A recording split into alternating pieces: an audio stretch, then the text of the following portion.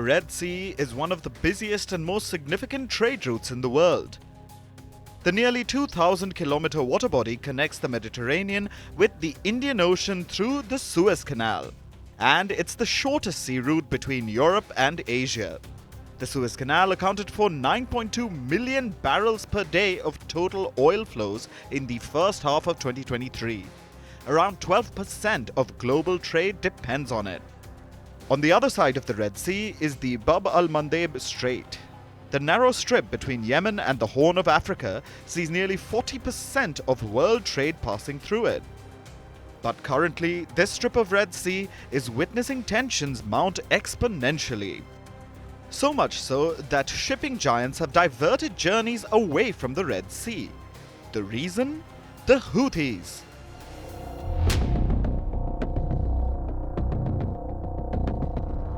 They're formally known as Ansar Allah, or the Supporters of God.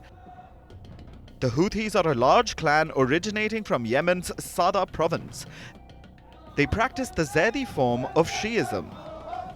Zaidis make up around 35% of Yemen's population. They ruled Yemen for 1,000 years, but were marginalized under the Sunni regime that came to power after the 1962 civil war. Since then, Zaidis have struggled to restore their authority.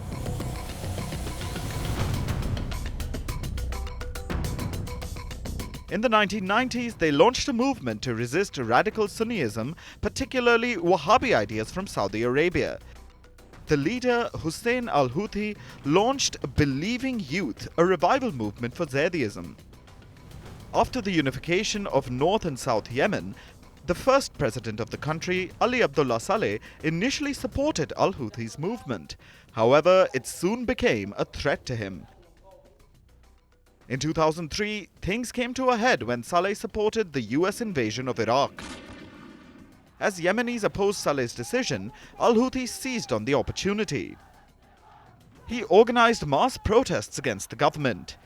In 2014, al-Houthi was killed by Yemeni forces, but his movement became bigger. The Houthi military wing grew with more fighters joining in. Emboldened by the Arab Spring protests in 2011, they took over the northern province of Sada, calling for the end of Saleh's regime.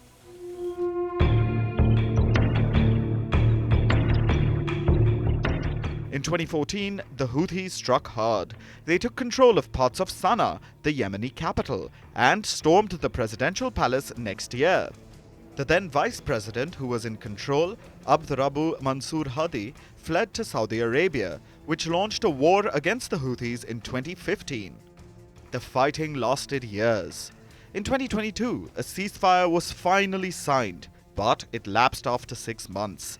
However, the Houthis and the Saudis have not returned to full-scale conflict yet. Since then, the Houthis have consolidated their control over most of northern Yemen. They have also approached the Saudis with a deal that would not only bring the war to a permanent end, but also cement their role as the country's rulers. So, who is supporting the Houthis?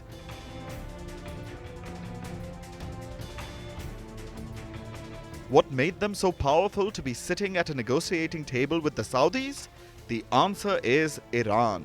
Iran began increasing its aid to the Houthis in 2014 as the civil war escalated.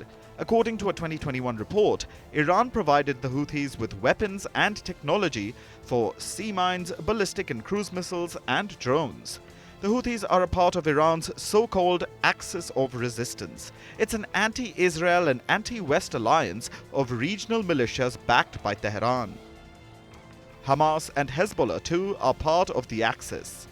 Coming back to the Red Sea.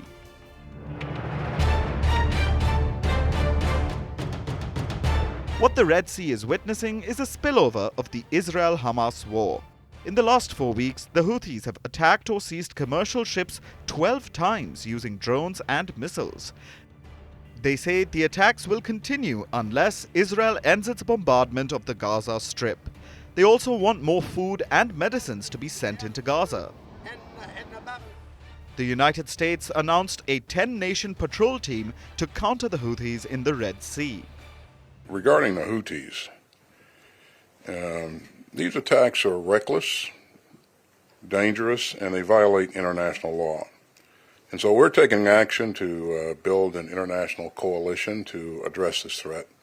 And I would remind you that this is not just a U.S. issue. This is an international problem, and it deserves an international response. We're working to ensure that this conflict does not escalate beyond Gaza. But as we are driving to stabilize the region, Iran is raising tensions by continuing to support terrorist groups and militias. Attacks by these Iranian proxies threaten the region's citizens and risk a broader conflict. Of course, the United States does not seek war, and we urgently call on Iran to take steps to de-escalate. This is a battle against the Iranian axis of terror, which is now threatening to close the maritime Strait of Bab el-Mandeb. This threatens the freedom of navigation of the entire world. I appreciate the fact that you are taking action to open that strait. It's not only our interest, it is the interest, I think, of the entire civilized community. And I want to thank you for the support that you have shown consistently. And I welcome the opportunity to talk about what else we're doing to have our common interest served. In response, Yemen's Houthis warned they would strike U.S. warships if attacked by Washington. الأمريكي أعلن عن تحرك جديد. الأمريكان يتحرك منذ البداية. We will not stand idly by if the Americans are tempted to escalate further and commit foolishness by targeting our country or waging war against it.